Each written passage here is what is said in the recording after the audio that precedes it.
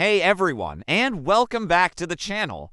Today, we're diving into a topic that's both incredibly important and often misunderstood: the hidden dynamics of interracial relationships in modern America. We're going to explore 7 key aspects that can shape these relationships in ways you might not expect.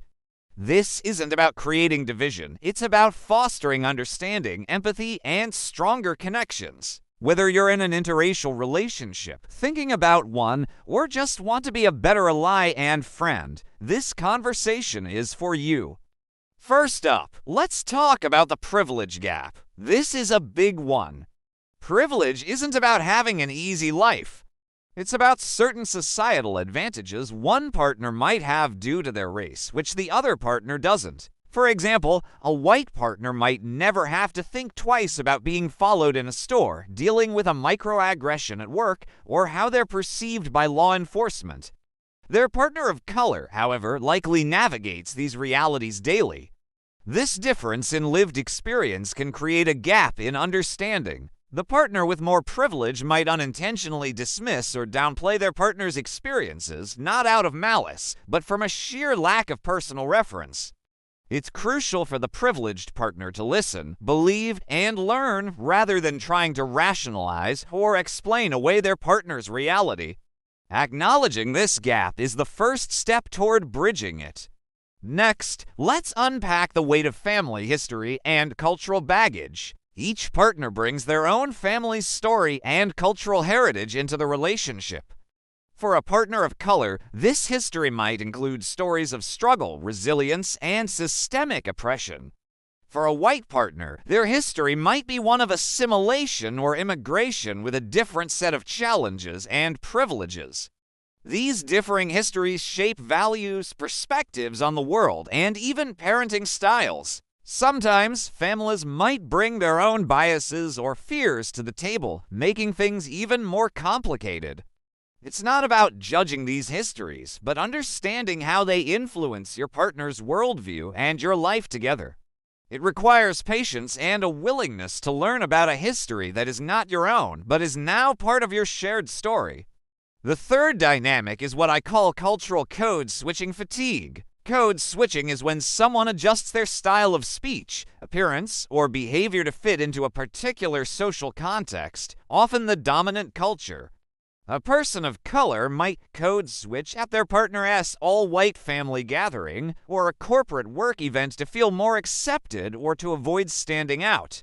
While it's a common survival skill, it can be absolutely exhausting. In a relationship, the partner of color might feel like they can never fully let their guard down, even in spaces that are supposed to be safe. It can create a sense of isolation if their partner doesn't recognize the emotional labor involved.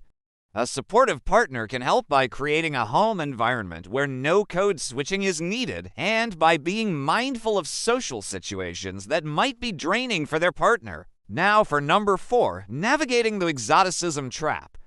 This happens when one partner is fetishized or seen as an exotic other rather than as a whole person. It can sound like compliments, such as "I've always wanted to date a Latina" or "I just love Asian women." While maybe not intended to be harmful, this reduces a person to a stereotype or a racial novelty. It invalidates their unique personality, dreams, and flaws. The person being exoticized can feel objectified, as if their race is the primary reason for the attraction, not their individual self.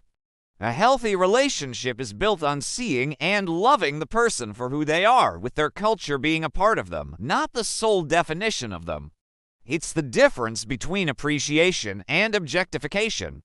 Our 5th point is a tricky one: unequal emotional labor. In many interracial relationships, the partner of color often bears the burden of educating their partner, and sometimes their partner's family and friends, about race and racism.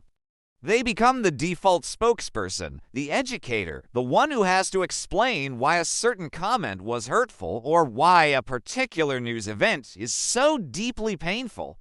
This is on top of managing their own emotional responses to racism. It's a heavy load to carry. A truly supportive partner takes the initiative to educate themselves.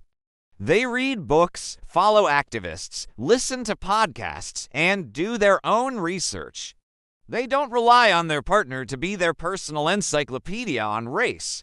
This proactive effort is a powerful act of love and partnership. Coming in at number 6 is the pressure of representation. When you're in an interracial couple, you can sometimes feel like you're representing your entire race. People might watch you more closely, making assumptions about your relationship or your culture based on your interactions.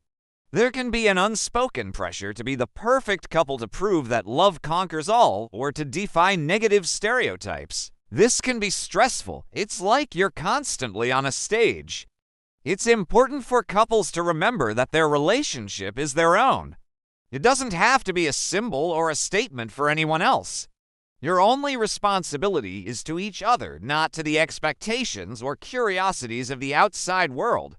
Finding your private sanctuary away from public opinion is key.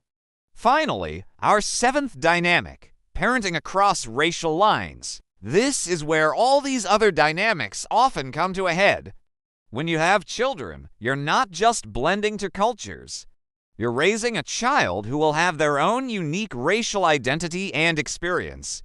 The parents have to make conscious decisions.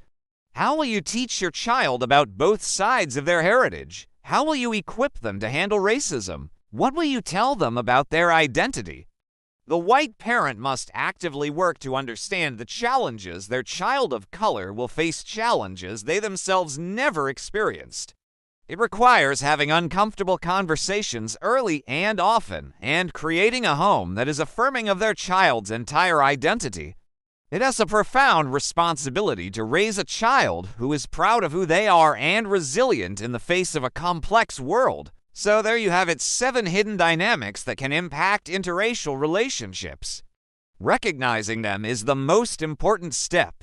It's about communication, a deep well of empathy, and a commitment to doing your own work.